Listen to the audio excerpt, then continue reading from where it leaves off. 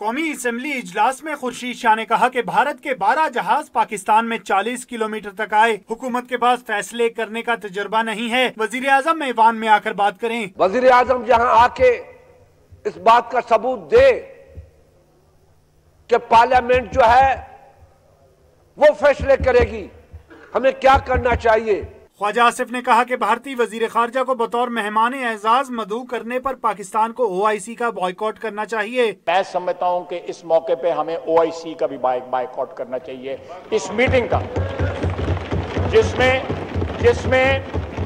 जिसमें सुषमा स्वराज को जो है वो गेस्ट ऑफ ऑनर की हैसियत से बुलाया गया है। अमीर हैदर होती ने कहा कि मामले पर मुसल्लह अफवाज के सरबराहान को मुश्तरका इजलास में बुलाया जाए और मरबूत हिकमत अमली पर गौर किया जाए कि जॉइंट सेशन बुलाया जाए। मेरी तो तजवीज ये होगी कि इससे पहले भी ये रिवायात हैं, हम अपने आर्म्ड फोर्सेस के कमांडर्स को दावत देकर बुलाएं।